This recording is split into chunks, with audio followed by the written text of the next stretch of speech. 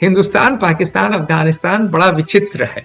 इस्लाम भी है, इस्लाम के जात भी है, इस्लाम के पहले वाली चीजें भी हैं, शिया भी हैं, सुन्नी भी हैं, सूफी भी हैं, सब हैं। और हिंदुओं का तो पूरा वो अलग ही मेला है। ये एक तरह से एक ब्राउनियन मोशन है, हर आदमी इधर उधर भागा आ रहा है बिना सिर पैर के। आपकी जो जड़ें हैं वो देवबंद से जुड़ी हुई हैं और तीनों आपस में तालिबान की जुड़ी हुई है और उत्तर भारत की भी जुड़ी हुई है, क्योंकि देवबंद एक बड़ा इंपॉर्टेंट इंस्टीट्यूशन है। आर्ग्यूएबली दो ही तो इंस्टीट्यूशन है, एक तो देवबंदी होते हैं, दूसरे बरेलवी होते हैं, वो और कट्टर हैं इनसे। हिंदुस्तान थोड़ा बहुत तालिबान से रिश्ते बढ़ा रहा है पाकिस्तान के लिए, जो है जिंदगी दूभर करने के लिए। पाकिस्तान जो है तालिबान को अपना बच्चा मानता है ना, और बच्चा पलट गया।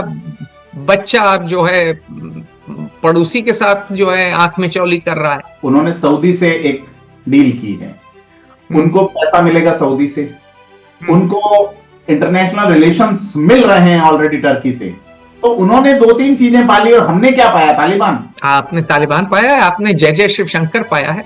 जय जय शिव शंकर, कांटा लगे ना कंकड़। आपके पास विश्व गुरु नरेंद्र मोदी हैं, उनको भी नोबेल प्राइज मिलेगा जैसे डोनाल्ड ट्रंप को मिल रहा है। आपने पाया है।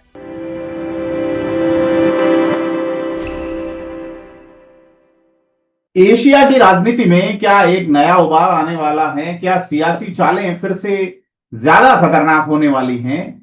कभी एक दूसरे के कंधे से कंधा मिलाकर चलने वाले देश अब आमने सामने हो रहे हैं, या कहीं और ही चालें चली जा रही हैं?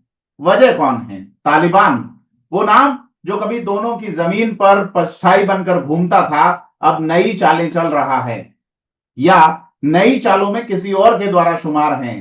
तालिबान के विदेश मंत्री, जिन्हें दुनिया आतंकी का टैग तो देती है, लेकिन वो जब भारत की यात्रा पे आते हैं तो कई सारी बातें निकलती हैं उनकी देवबंद में मौजूदगी, और तमाम चीजों पे पूरी दुनिया के कान खड़े होते हैं। बहुत सारी बातें हैं। पाकिस्तान गरज रहा है, कहता है कि भारत तालिबान के साथ से आतंकवाद को हवा दे रहा है।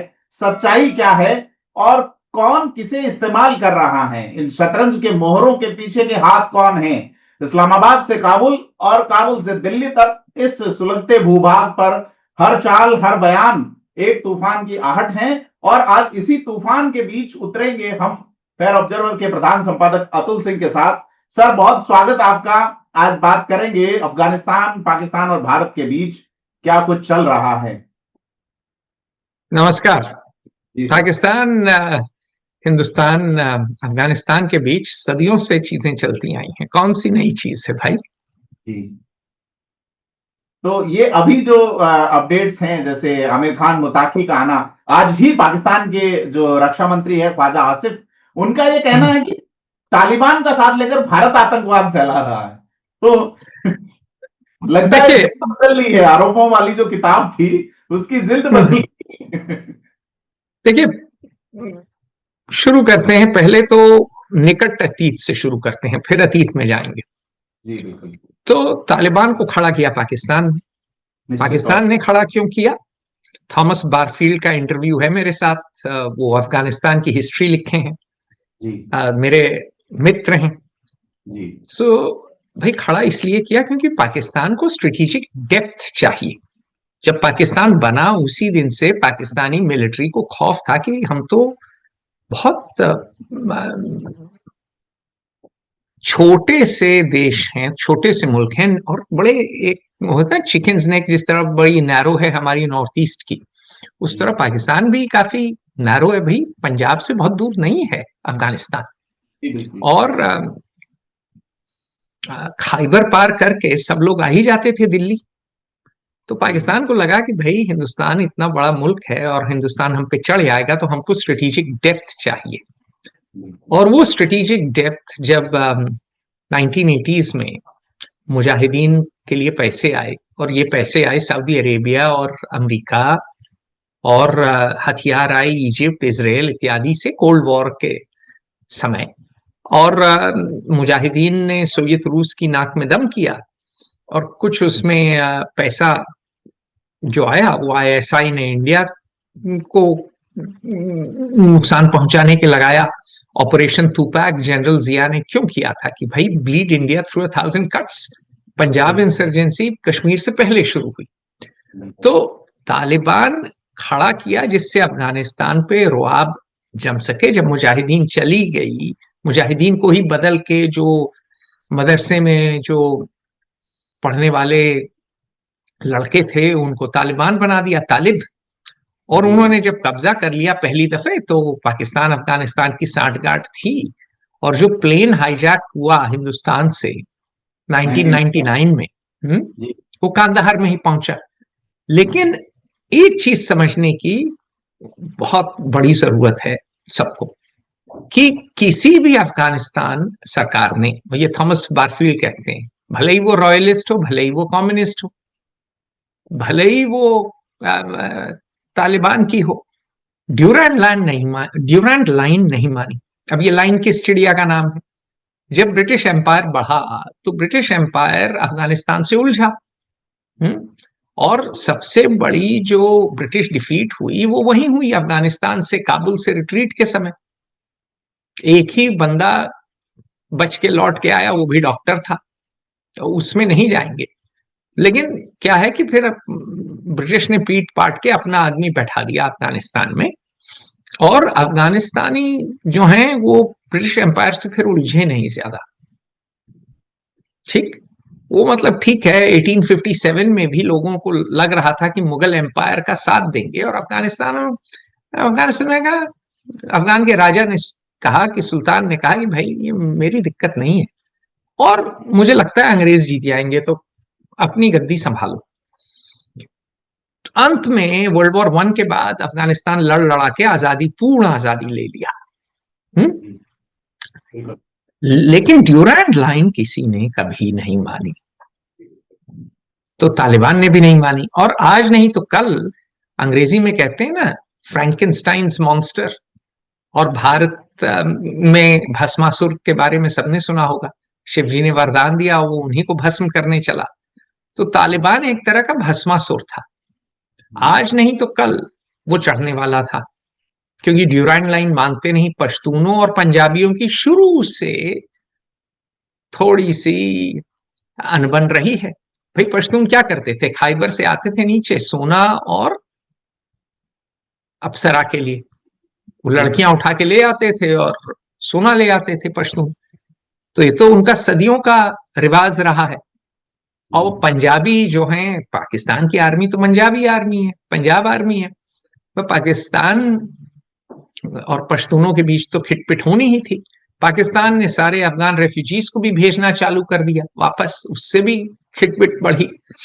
और अफगानिस्तान की रेजिम बड़े टेंशन में है, क्योंकि वहां ताजिक उनको पसंद नहीं करते, उज़्बेक पसंद नहीं करते, हजारा को तो मार ही रहे हैं क्योंकि वो शिया हैं। तो तालिबान जो है वो कट्टर हैं। तो पाकिस्तान से उनकी खिटपिट इसलिए भी हो रही है क्योंकि वो अपना कट्टरपना फैलाना चाहते हैं। वो चाहते हैं कि भाई पश्तून इलाके आ जाएं, और अगर एक शत्रु दुश्मन रहेगा तो थोड़ा बहुत एका बना रहे। और पाकिस्तान को लगता है कि अरे हमारी बिल्ली हम ही से म्याऊं, ये कहानी है। और इस खिटपिट में हिंदुस्तान आ गया हाथ धोने के लिए, और हमारे जयशंकर, जय जय शिव शंकर, जो जिनको मैं पिजन चेस्टेड मिजेट बोलता हूँ, मतलब कबूतर की छाती के बौने, वो पहुंच गए ही मैन, सुपरमैन, स्पाइडरमैन, जो भी मैन बनने। तो आपकी भस्मासुर की कहानी में शंकर आ गए हैं, जयशंकर। बिल्कुल, भस्मासुर की कहानी पे जय जय शिव शंकर आ गए। मैं उनको जयशंकर से ज्यादा जय जय शिव शंकर बोलता हूँ, क्योंकि भैया लेजर आइज हैं, अपनी आंखें तरेर तरेर को सबको भस्म करते रहते हैं, कम से कम यूट्यूब पे और ट्विटर पे।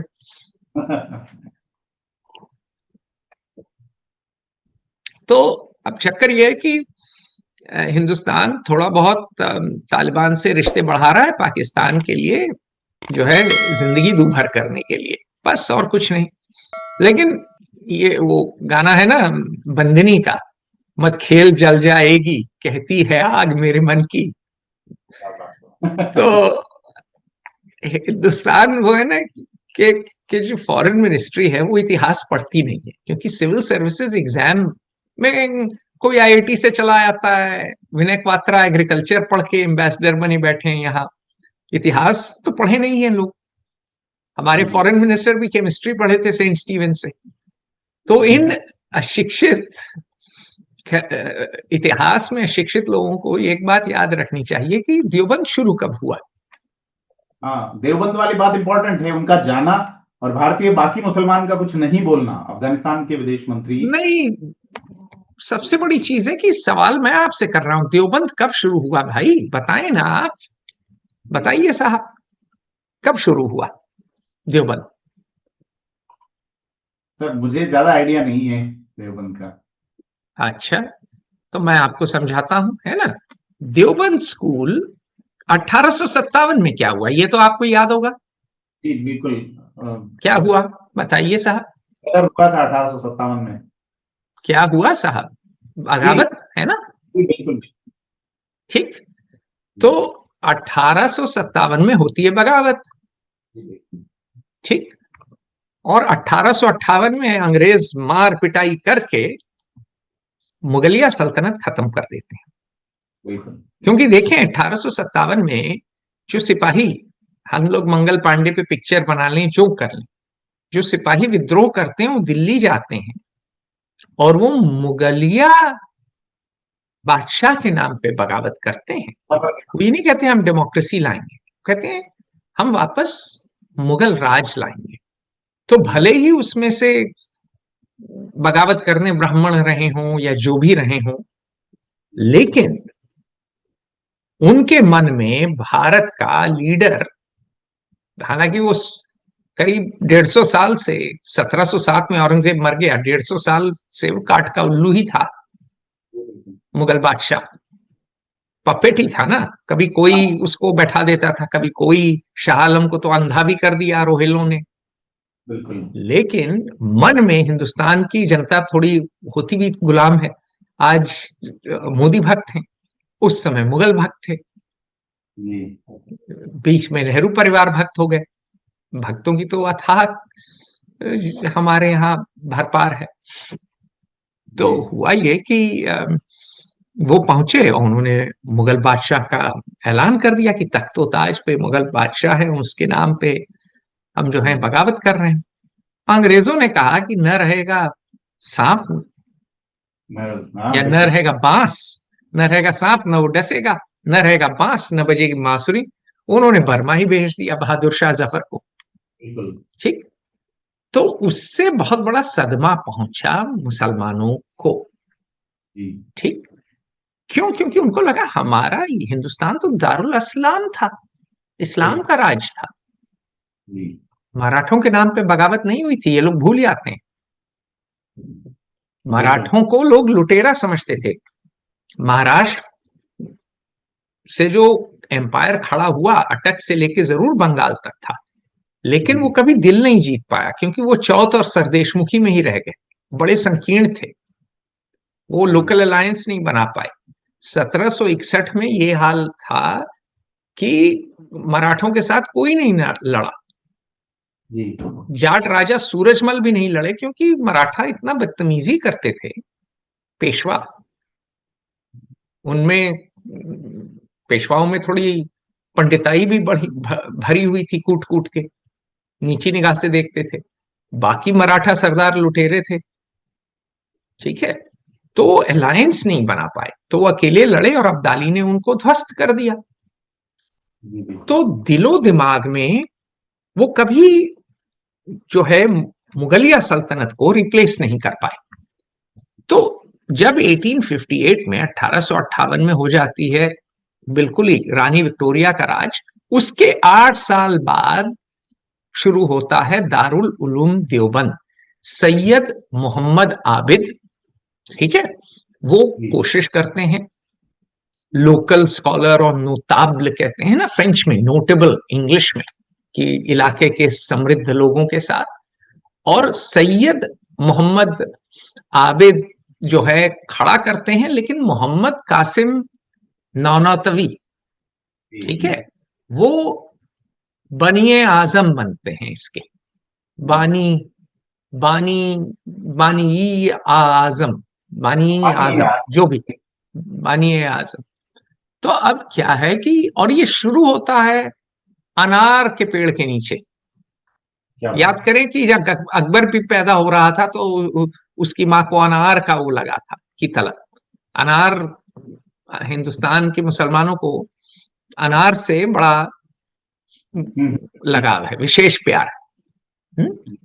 और दर दर से निजामी था। सुन्नी इस्लाम का ये है भाई, शिया नहीं है, ये सुन्नी है। और इनका जो है, इनका इनकी सोच क्या थी? इनकी सोच ये थी कि भाई हो क्या गया है कि हिंदुस्तान में हम लोग इस्लाम से बहुत दूर चले गए, है ना। और चूंकि इस्लाम से दूर चले गए, चूंकि अय्याशी करने लगा मुगल बादशाह, चूंकि मोहम्मद शाह रंगीला सितार तबले में ही लुत्फ था, हसीनों से उसको फुर्सत नहीं मिलती थी, अय्याश था, इसीलिए दारुल इस्लाम के बजाय दारुल हर्ब बन गया हिंदुस्तान। अच्छा, दारुल इस्लाम क्या होता है भाई? दारुल इस्लाम, हाँ, दारुल इस्लाम, दारुल नहीं, दारुल इस्लाम, कि भाई ये इस्लामिक टर्म है कि मुस्लिम रीजन्स ऑफ द वर्ल्ड के लिए, कि जहां मुसलमानों का राज है। और दरअल हर्ब क्या है? यहां मतलब कि ठीक है, लड़ाई नहीं हो रही है मुसलमानों से, लेकिन वो जो है वहां पे गैर मुसलमानों का राज है। ब्रिटिश इंडिया को लोग दरअल हर्ब कहते थे, ठीक। तो और क्लासिकल डॉक्ट्रिन में ड्यूटी थी मुस्लिम रूलर्स की, मतलब आपकी ये आपका कर्तव्य था कि आप जो हैं दरअल हर्ब को मुस्लिम रूल में लाइए। तो देवबंद क्या चाहता था? देवबंद चाहता था कि हिंदुस्तान दोबारा मुसलमान राज के नीचे हो, हरे झंडे के नीचे आए इस्लाम, मतलब हरे झंडे, कोई सुल्तान, कोई बादशाह दोबारा खड़ा हो, वो सुन्नी हो, ठीक है। ये बात सच है कि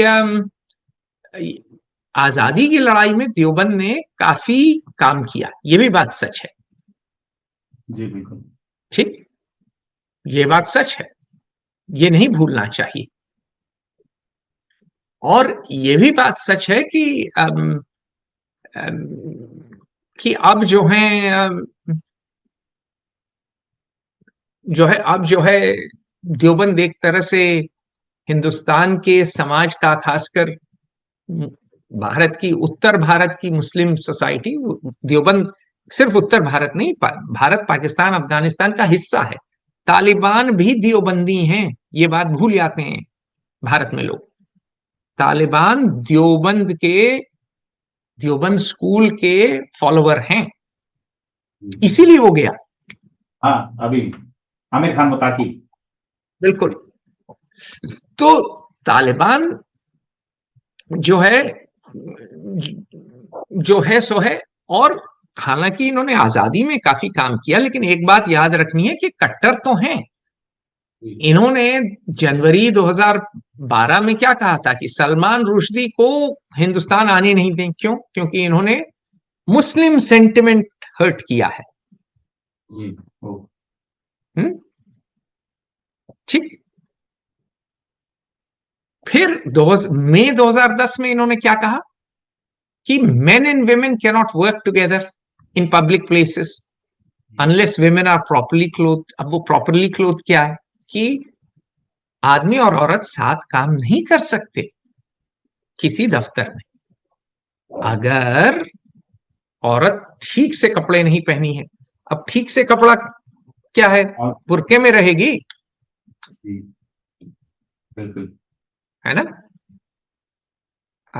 कोई फ्रेंच होता तो बोलता भाई बिकिनी इज नॉट बुरकास, ये क्या बात कर रहे हो तुम, बिल्कुल। है ना। तो अ, ये जो कट्टरपन है ये इनका काफी काफी खतरनाक है। तो अब बीच बीच में गजवाए हिंद की भी बात होती है। गजवाए हिंद क्या है,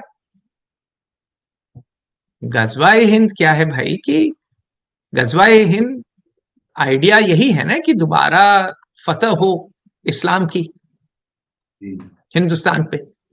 तो ये एक कट्टरपन देवबंदियों में तो है, जी, ठीक। तो तालिबान से एक चीज जो है लोग भूल जाते हैं कि तालिबान से कई मुसलमान प्रेरित होते हैं जी, हिंदुस्तान में, सारे तो नहीं लेकिन कई। और उनका मानना यह है, मुझे खुद कहा है लोगों ने कि भाई अगर मुसलमान अमेरिका से भिड़ सकते हैं जी, और फतह हासिल कर सकते हैं तो भाजपा किस खेत की मूली है। भाजपा के हिंदू फैशिज्म से हम जूझ सकते हैं, ओ, ये मान्यता है। तो अगर आप जो है तालिबान को देवबंद बुला रहे हैं तो हो सकता है कुछ फायदा मिले पाकिस्तान को थोड़ा खुजली हो जाए।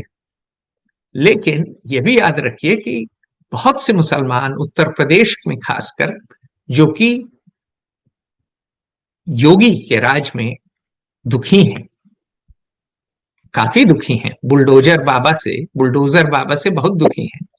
जी, वो सोचते हैं कि हमारा हमारा वक्त फिर आएगा। जी, देवबंदियों ने, और तालिबान तो देवबंदी हैं, देवबंदियों ने जब अमेरिका के घुटने टिका दिए तो ये 2 फुटिया योगी, ये 2 फुटिया बुलडोजर बाबा किस किस खेत की मूली, अच्छा, ये ये उनका इनकी कहना मान्यता है।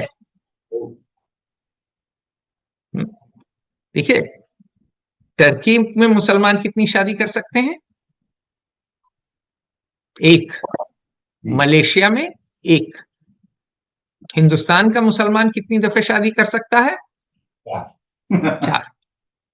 जी, तो जब कांग्रेस बात करती है हिंदू फंडामेंटलिज्म की, हिंदू फैशिज्म की, या जो आपकी लेफ्ट लीनिंग मीडिया है, खासकर अमेरिका की वॉशिंगटन पोस्ट, न्यूयॉर्क टाइम्स बात करती है हिंदू सुप्रेमिसिज्म की, तो कुछ उसमें भी तथ्य है। भाई भाजपा में कोई मुसलमान एमपी तो है नहीं, तो उसमें अंग्रेजी में कहते हैं एलिमेंट ऑफ ट्रूथ है। लेकिन जब भाजपा बात करती है, भाजपा के लोग बात करते हैं मुस्लिम अपीजमेंट की और मुस्लिम आइडेंटिटी पॉलिटिक्स की, उसमें भी एलिमेंट ऑफ ट्रूथ है। दोनों लोग कुछ सत्य बोल रहे हैं और कुछ तथ्य सही है। तो ये जो है सब इंडियन सब कॉन्टिनेंट, हिंदुस्तान, पाकिस्तान, अफगानिस्तान, बहुत ही पेचीदा कॉम्प्लिकेटेड एरिया है। इसमें परत पे परत है। अब मैं एक कहानी सुना के फिर चुप होऊंगा कि जी, 1972 की बात है शायद, जरूर, हाँ, मतलब 70s की है, अर्ली 70s की। तो कुछ ट्रैवलर्स उन दिनों लोग आते थे, रोड ट्रिप बड़ी करते थे। मेरे अभिन्न मित्र हैं नासिर खिलजी, उन्होंने 76 में पेरिस में गाड़ी खरीदी और लेकर आए पूरे लाहौर। तो ये बड़ा मतलब चस्का था लोगों को। लोग बसों से आते थे, एक बस से दूसरी बस। तो एक मेरे मित्र हैं, वो अमरीकी हैं, और वो समर में पहुंचे और सोचे चलो मैं भी एडवेंचर पे निकलता हूँ। वो पहुंचे और बस लेके पाकिस्तान पहुंचे, और उनके साथ 2 अंग्रेज अपर क्लास ड्रग एडिक्ट थे। वो ड्रग ले रहे थे, हेरोइन इंजेक्ट कर रहे थे, वो जाना चाहते थे अफगानिस्तान मस्ती करने, क्योंकि अफगानिस्तान में उनको वो ड्रग्स मिलते, सस्ते मिलते। अम, कुछ जा रहे थे ईरान। ये एक जर्मन था, वो जर्मन पोर्नोग्राफी लेके जा रहा था पाकिस्तान, और वो इन सारे मुल्कों में, ईरान में, पाकिस्तान में, मतलब जहां जहां से वो गुजरा वो चार्ज करता था पेज देखने के, कि हर पेज का दाम लेता था, कि भैया आपने एक पेज का दाम देगा, लोकल करेंसी में जो भी चार्ज करता था। तो बोलते हाँ, प्रिंट में होंगी उसके पास ये पोर्नोग्राफी। उस जमाने में प्रिंट थी, वो इंटरनेट के पहले का जमाना है। तो तो इन लोगों ने बोला कि उसको खूब ऑफर मिलते थे, अरे बेच दो, ये किताब हमको बेच दो, ये मैगजीन हमको बेच दो। तो बोलता था नहीं, बोलता था मैं इसको पाकिस्तान में ही बेचूंगा। क्यों? क्योंकि उसने बोला कि भाई पाकिस्तान में you have Muslim fanaticism overlays Hindu eroticism. तो पाकिस्तान से ज्यादा ठरकी कोई नहीं है, पाकिस्तान में सबसे ज्यादा दाम मुझे इन मैगजीन्स का मिलेगा, तो मैं पाकिस्तान में ही बेचूंगा। क्या बात है। तो पाकिस्तान के मंत्री की, शायद होम मिनिस्टर की लड़की का डांस वायरल गया था ना, किस तरह ठुमक ठुमक के नाच रही थी। तो पाकिस्तान के तो अंदाज ही अलग है। तो अब मुसलमान भी जब लोग बन जाते हैं, तो भी ऐसा नहीं है कि वो भूत प्रेत में उनका विश्वास चला जाता है, या कुंडली दिखवाना बंद कर देते हैं, या अपने को राजपूत कहना बंद कर देते हैं। मुझे मिलते हैं पाकिस्तान, हम तो राजपूत हैं और मुसलमान भी हैं वो। तो हिंदुस्तान, पाकिस्तान, अफगानिस्तान बड़ा विचित्र है। इस्लाम भी है, इस्लाम के जात भी है, इस्लाम के पहले वाली चीजें भी हैं, शिया भी हैं, सुन्नी भी हैं, सूफी भी हैं, सब हैं। और हिंदुओं का तो पूरा वो अलग ही मेला है। तो ये जो चल रहा है, ये एक तरह से एक ब्राउनियन मोशन है, हर आदमी इधर उधर भागा जा रहा है बिना सिर पैर के। बिल्कुल सही बात सर। ये जो हुआ है, ये जैसे आपने इतिहास से बहुत अच्छी चीज जोड़ी और इसमें कॉमन चीज निकल के आई कि साहब आपकी जो जड़ें हैं वो देवबंद से जुड़ी हुई हैं, और तीनों आपस में तालिबान की, हाँ तालिबान की जुड़ी हुई है, और उत्तर भारत की भी जुड़ी हुई है, क्योंकि देवबंद एक बड़ा इंपॉर्टेंट इंस्टीट्यूशन है। आर्ग्यूएबली दो ही तो इंस्टीट्यूशन है, एक तो देवबंदी होते हैं, दूसरे बरेलवी होते हैं, वो और कट्टर हैं इनसे। जी बिल्कुल। तो अभी जिस तरह की बात आ रही है, पाकिस्तान ये कह रहा है कि साहब भारत जो है वो तालिबान की मदद से उसके यहाँ आतंकवाद फैला रहा है। ये आज का बयान है ख्वाजा आसिफ का, जो कि पाकिस्तान के रक्षा मंत्री है, और वहां के जो रक्षा मंत्री है मोहम्मद याकूब, उनका ये कहना है कि भाई ये झूठ है। और उनका जो बयान आया है वो बड़ा गजब का है, साहब हम शांति में विश्वास करते हैं, हम अपनी सीमाओं की सुरक्षा की बात करते हैं। तो बड़ा एक रोचक मामला बन रहा है, लेकिन इसके जियोपॉलिटिकल निहितार्थ पे बात करेंगे हम। जियो पॉलिटिकल की बात करते हैं। देखिए, पाकिस्तान को चाहिए कश्मीर। क्यों चाहिए? क्योंकि पाकिस्तान की का ऑपरेटिंग असम्पशन क्या है कि हिंदुस्तान के मुसलमान मुसलमान ये पूरे इंडियन सब कॉन्टिनेंट के एक अलग नेशन है। यही थी ना मोहम्मद अली जिन्ना की ऑपरेटिंग असम्पशन। इसलिए चूंकि वो अलग नेशन है, उनका एक अपना नेशन स्टेट होना चाहिए। इस वजह से इन्होंने एक पाकिस्तान बनाया 1947 में, जिसमें पाकिस्तान और बांग्लादेश दोनों थे। अच्छा, नॉर्थ वेस्ट फ्रंटियर प्रोविंस, बहुत से पश्तून आना नहीं चाहते थे पाकिस्तान में। खान अब्दुल गफ्फार खान तो गांधी के दोस्त थे, तो और वो बहुत वक्त गुजारे पाकिस्तानी जेलों में। लेकिन वो सारा का सारा जो है बन गया पाकिस्तान, वो टूट गया 1971 में। लेकिन वो आइडिया तो वही है ना।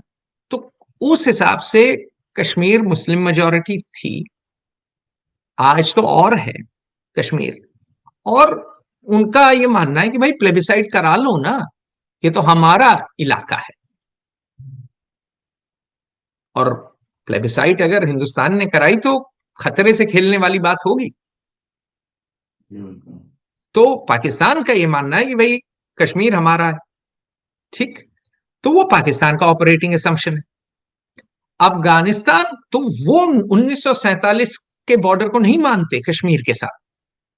तो पाकिस्तान एक रिविजनिस्ट पावर है ईस्ट की ओर, लेकिन पाकिस्तान एक स्टेटस कोइस्ट पावर है वेस्ट की ओर। वेस्ट में वो ड्यूरेंट लाइन को ही मेंटेन करना चाहते हैं, वो अफगानिस्तान की टेरिटरी नहीं चाहते, अफगानिस्तान में इंफ्लुएंस चाहते हैं, अफगानिस्तान में वो अपनी कठपुतली चाहते हैं, लेकिन वो अफगानिस्तान की टेरिटरी नहीं चाहते, वो चाहते हैं स्टेटस को रहे। तो पाकिस्तान एक तरह से शुरू से स्किज़ोफ्रेनिक रहा है। वही है ना कि मुस्लिम फैनेटिसिज्म ओवरलेज हिंदू एरोटिसिज्म। तो तो पाकिस्तान जो है स्टेटस कोइस्ट है वेस्ट की ओर, रिविजनिस्ट है ईस्ट की ओर। हिंदुस्तान टोटल स्टेटस कोइस्ट है कि भैया जो अंग्रेज छोड़ के गए वही हमको रखना है, वही हमको टेरिटरी चाहिए, वही इंस्टीट्यूशन भी रखना है। आईएएस हमारा भगवान है, वो आर्कियोलॉजिकल सर्वे ऑफ इंडिया भी हेड करेगा, वो रिजर्व बैंक ऑफ इंडिया भी हेड करेगा, वो सर्वेयर जनरल ऑफ इंडिया भी हेड करेगा, वो सिविल एविएशन अथॉरिटी भी हेड करेगा। तो हम तो भाई स्टेटस कोइस्ट हैं। और इंटरनेशनल रिलेशंस में इसीलिए इंडिया जो है किसी कोई उत्पात नहीं मचाता है, जो स्टेटस को है उसी में रहेगा। ठीक। तो टेंशन आ रही है इस कारणवश कि अफगानिस्तान रिविजनिस्ट है, अफगानिस्तान एमिरात है, वो नहीं मानता है कैलिफेट। कैलिफेट क्या है कि सारे मुसलमान एक हैं दुनिया के। वो टर्की का सुल्तान था, वो इस्लामिक स्टेट अपने को कैलिफेट क्लेम करती है, वो सारे मुसलमानों के, सुन्नी मुसलमानों के लीडर अपने को घोषित करते हैं। अफगानिस्तान पश्तूनों का एक मुल्क है और वो चाहते हैं, ज्यादातर तालिबान के वो सारे लीडर हैं ना, वो कहने को मुसलमान हैं लेकिन वो हैं तो सब पश्तून। और चूंकि वो सब पश्तून हैं और पाकिस्तान में आज के दिन अफगानिस्तान से ज्यादा पश्तून हैं, दिल में तो चाहते हैं कि ग्रेटर अफगानिस्तान बन जाए, पाकिस्तान की जमीन हड़प लें। उन तो सोचते हैं पंजाब के लोग तो प्लेन्स के लोग हैं, ये तो कमजोर बुजदिल मरियल। जी। लेकिन तालिबान घर में तो बहुत पॉपुलर है नहीं, लोकप्रिय है नहीं, औरतों को तो इन्होंने काम नहीं करने दे रहे, और जो है धीरे धीरे इकोनॉमी ध्वस्त हो रही है। तो तालिबान अपने घर में कमजोर है। पाकिस्तान के में कोलाहल अलग है, वहां की रेजीम भी ऐसा नहीं है कि रोजगार हो। और हिंदुस्तान में भी असंतोष बहुत है, लद्दाख में असंतोष है, पंजाब में असंतोष है, मणिपुर में असंतोष है। तो तीनों लोगों की हालत खस्ता है घर में, लेकिन तीनों लोग अपने अपने चक्रव्यूह में फंसे। अफगानिस्तान ड्यूरेंट लाइन को नहीं मानता, कोई नहीं माना, ना रॉयलिस्ट, ना कम्युनिस्ट, ना नेशनलिस्ट और ना इस्लामिस्ट। पाकिस्तान की भी कोई रेजीम कश्मीर से क्लेम नहीं हटा पाई, इसीलिए पीस नहीं हो पाई। और इंडिया में कभी कोई क्लैरिटी नहीं रही है कि आपका लॉन्ग गेम क्या है, आपकी ग्रैंड स्ट्रैटेजी क्या है। क्योंकि फॉरेन सर्विस जिस तरह खड़ी हुई है हमारी एक कॉमन एग्जाम से, उसमें वही लोग जाते हैं जिनको आईएएस नहीं मिलता है और जिनकी शिक्षा दीक्षा बड़ी कमजोर है। जी बिल्कुल। वो डिप्लोमेसी, जियोपॉलिटिक्स, इकोनॉमिक्स नहीं समझते। मैं कह सकता हूं, मैंने तो इनकी ट्रेनिंग की है, ग्लोबल इकोनॉमी की समझ बड़ी कच्ची है। तो हमारे विदेश मंत्री वो जो हैं समझते ही नहीं है उत्तर भारत और पाकिस्तान और अफगानिस्तान के रिश्ते, ऐतिहासिक रिश्ते। तमिल ब्राह्मण हैं तो प्रवचन और सोशल मीडिया से उबर नहीं पाते। और पॉलिटिकल एलीट इंडिया की आज के दिन पढ़ी लिखी नहीं है, भले ही किसी पार्टी की हो। नेहरू का कुछ भी वो विजन था, जवाहरलाल नेहरू का बेवकूफाना विजन था कुछ मामले में, लेकिन था। उसके बाद अगर आप 91 में आ जाइए, नरसिंह राव, उनका भी एक क्लैरिटी थी। इंदिरा गांधी की बिल्कुल थी, गलत सही थी, तोड़ दिया उन्होंने पाकिस्तान को। ठीक। अटल बिहारी वाजपेयी की भी थी, भाषण उन्होंने बड़ा अच्छा दिया था यूएन में। ठीक। जसवंत सिंह काफी मजे हुए खिलाड़ी थे, मैंने उनके साथ काम किया। आज के दिन जो लोग सत्ता में हैं गंवार हैं और ऑपोजिशन में भी गंवार हैं, तो चोरों और गंवारों की बारात है, तो ठीक है, अच्छी बात है। जी सर, ये जो हो रहा है अभी पाकिस्तान, तालिबान और भारत के बीच में, क्योंकि तालिबान को अभी तक चाइना और रशिया के अलावा पश्चिमी दुनिया ने कोई मान्यता नहीं दी। क्या असर तालिबान को रशिया और चाइना ने भी मान्यता नहीं दी। मान्यता नहीं दी, पर उनकी जिस तरह से मीटिंग्स है, ये चीजें हैं। मीटिंग्स तो भारत भी मिल रहा है जी भैया, जी आप अगर वो उनका राज है तो आपको मिलना पड़ता है। जी वर्ल्ड बैंक भी जो है खाना पहुंचाने की कोशिश कर रहा है, मेरा ही दोस्त अफगानिस्तान का वर्ल्ड बैंक डेस्क चला रहा है, तो सब लोग एंगेज तो करना पड़ेगा ना, लेकिन मान्यता किसी ने नहीं दी है। जी जी, ये जो आमिर खान मुताकी यहाँ आए हैं, इनको लेके ये घोषित तौर पे टेररिस्ट हैं। जैसा आपने शुरू में कहा कि इन्होंने मदरसे चलाए पाकिस्तान के अंदर, इनको ट्रेनिंग दी, तो मुताकी वहीं ट्रेनिंग लेके तैयार होते हैं, वहीं वो मुजाहिद थे। फिर बाद में पहली बार तालिबान आया तब ये सूचना और प्रसारण मंत्री थे, अभी विदेश मंत्री हैं। देखिए कि भारत ये कहता है कि हम आतंक को किसी भी सूरत में तरजीह है, पनाह है, या वो सपोर्ट नहीं करते हैं। ये क्या है, ये जो इनका आना बेवकूफाना हरकत है, कोई सोच नहीं रहा है, कोई चिंतन मंथन नहीं कर रहा है, बंदरों की बारात है, इस तरह नहीं काम करना चाहिए। देखिए, तालिबान से आपको बात तो करनी पड़ेगी, थोड़े बहुत रिश्ते भी बनाने ही पड़ेंगे, है ना, और बनाइए। लेकिन अगर आप एक और कहते हैं हम टेररिज्म के खिलाफ हैं, हम पाकिस्तान पे जो है ऑपरेशन सिंदूर जो है कर देंगे, 10 मिसाइल दाग देंगे, अगर टेररिज्म पाकिस्तान ने किया तो हम जो है त्रिनेत्र खोल देंगे, जय जय शिव शंकर, अच्छी बात है। फिर आप तालिबान के फॉरेन मिनिस्टर को बुलाते हैं, तो आपने अपने दुश्मनों को दे दिया ना मौका, बोलेंगे अरे यार आप किस में से बोल, आप किस मुंह से बोल रहे हो, सूप तो सूप चलनी बोले जिसमें 72 छेद। बिल्कुल।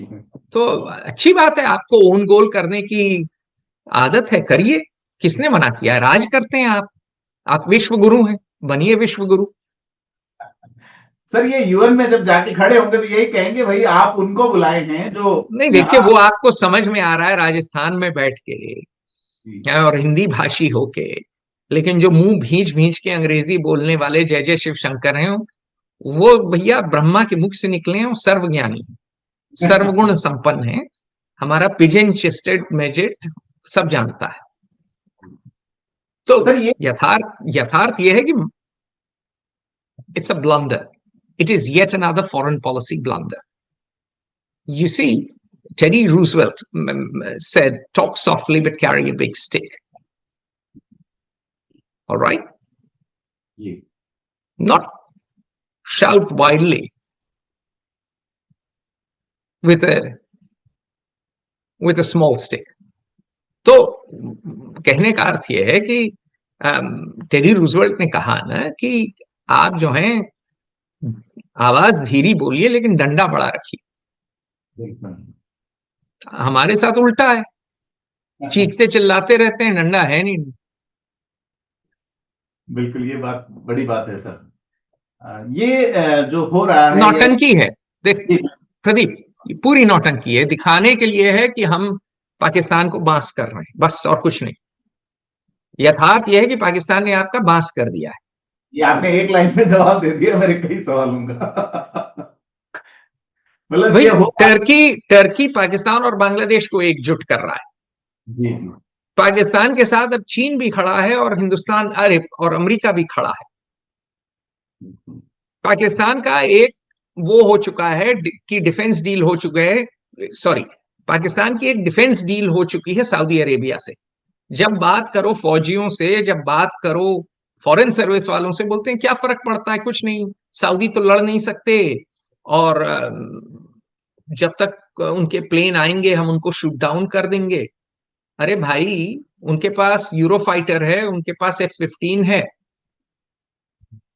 और लड़ाई में 65 की लड़ाई में जहां तक मुझे याद है, जॉर्डन की एयरफोर्स और मलेशिया की एयरफोर्स उड़ी थी, के प्लेन उड़े थे उनके पायलट नहीं। पाकिस्तान को पैसा और मटेरियल दोनों का हो गया। एक और तर्क देते हैं, नहीं नहीं हम स्ट्रेटेजिक एलाई हैं सऊदी अरेबिया के, सऊदी कुछ नहीं करेंगे।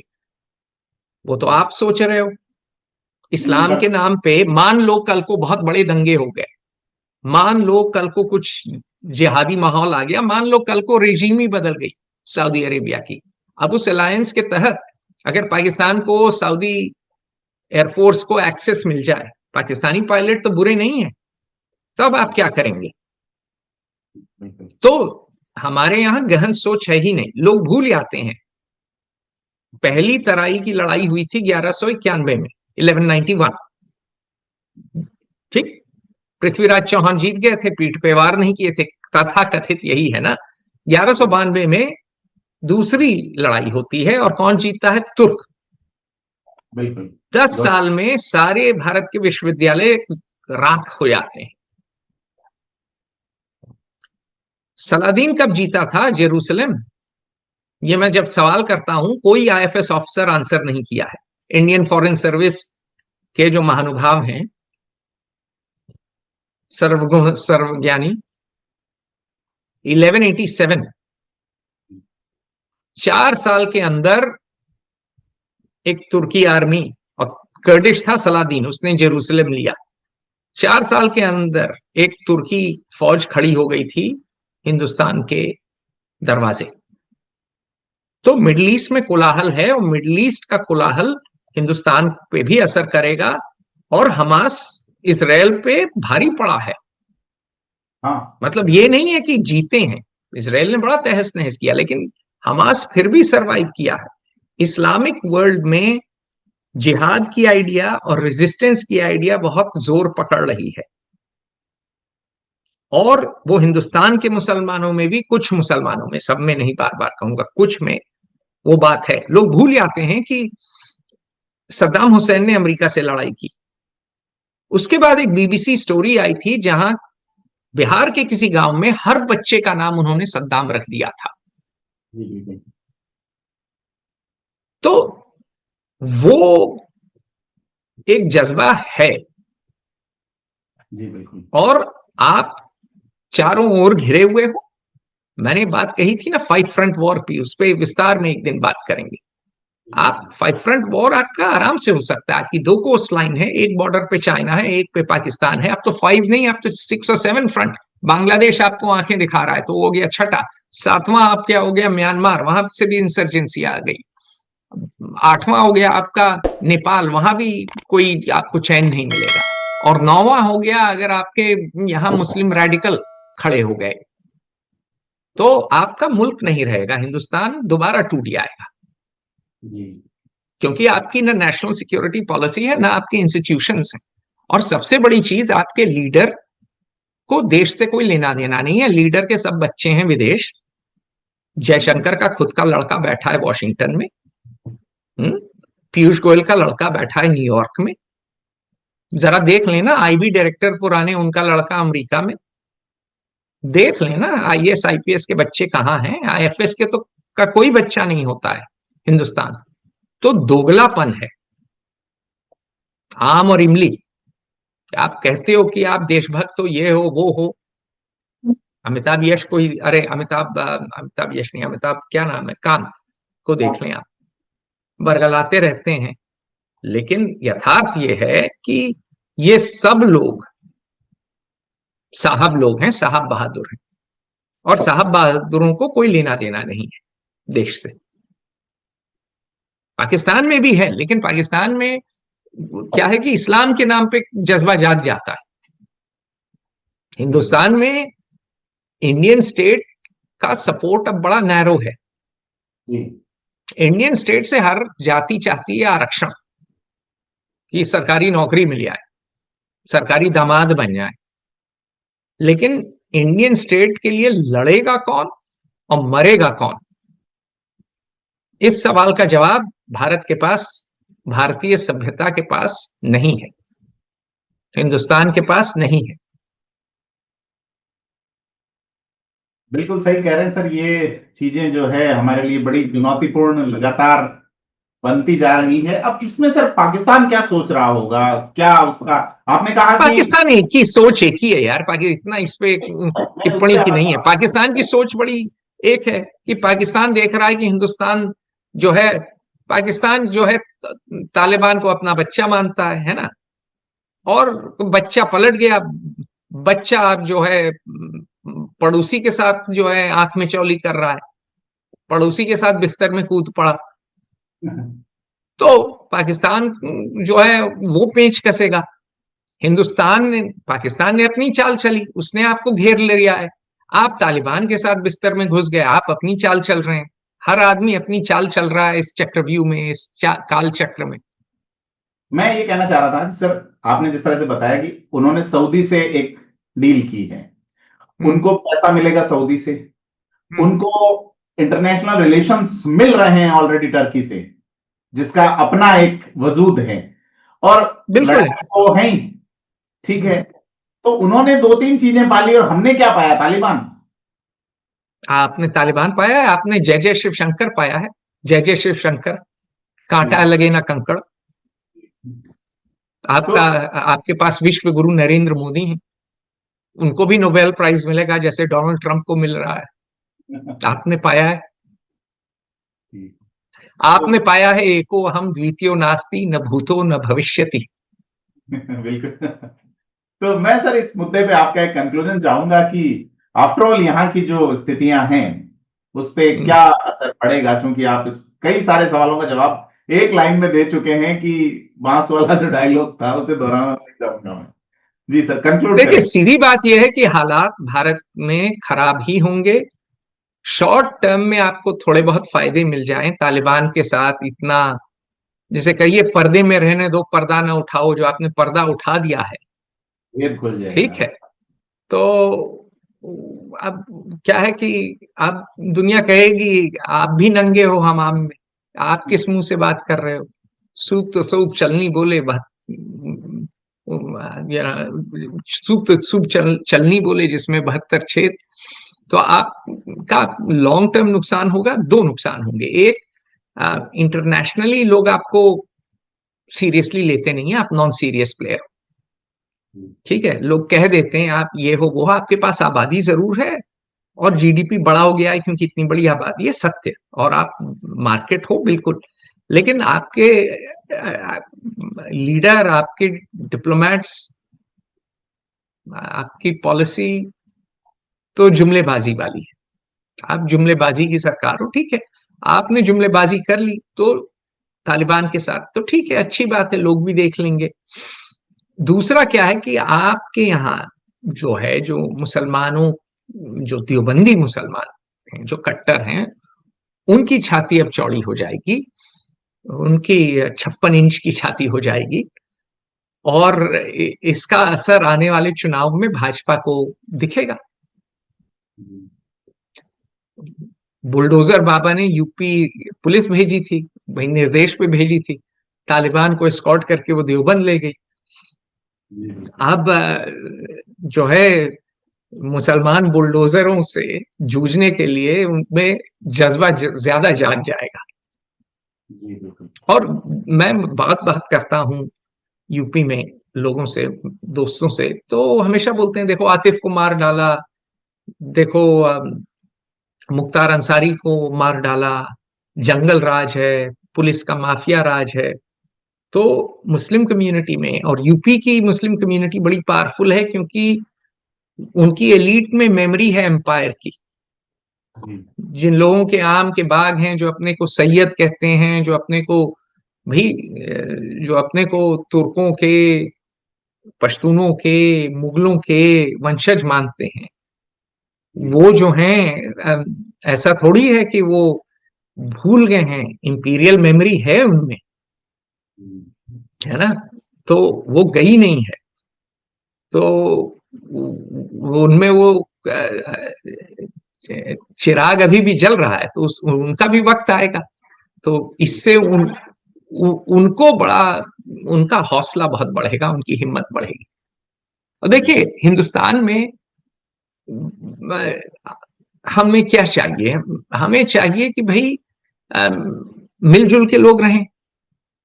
थोड़ा उदारवाद बढ़े। भाई उदार मुस्लिम लीडर अगर बढ़े मौलाना आजाद की तरह तो बेहतर है। अगर देवबंदी बढ़े जो कहें कि आदमी और औरत साथ काम नहीं कर सकते है, तो खतरे की घंटी है ना। मॉडर्न इकोनॉमी कैसे बनेंगे? तो उदारवाद की जगह इससे कट्टरपन बढ़ेगा। तो थोड़ा कट्टरपन तो खैर भाजपा में भी है, जी बिल्कुल, बात सत्य है। अब वही कट्टरपन मुस्लिम समाज में भी ज्यादा बढ़ेगा।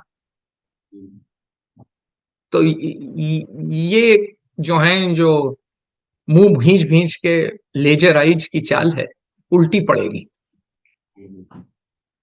तो मुंह भींच के लेजर आइज की चाल उल्टी पड़ेगी। अतुल सर ने बहुत इतिहास से लेके वर्तमान तक और भविष्य क्या हो सकता है तस्वीर का एक खाका खींचा है कि इतिहास ने हमें बार बार दिखाया है कि एशिया की सियासत सिर्फ सरहदों की नहीं बल्कि सोच और ताकत की भी जंग है। तालिबान, भारत और पाकिस्तान तीनों अपने मोर्चे पे खड़े हैं। सवाल वही है कि कौन खिलाड़ी है और कौन सिर्फ मोहरा जो अपने आप को बादशाह समझ रहा है। कहीं वो प्यादा तो नहीं निकल आएगा आने वाले अरे दिनों भैया, कौन खिलाड़ी है कौन अनाड़ी है? और चक्कर यह है कि पूरे के पूरे साउथ एशिया में सारे खिलाड़ी अनाड़ी हैं। और बंदर के हाथ में मिल गई है, बंदर को मिल गई है तलवार, और आज तलवार ही नहीं, बंदर को मिल गई है बंदूक भी और बम भी और गोला भी और पता नहीं क्या क्या। तो राम बचाए, अल्लाह मियाँ जो है चलाए।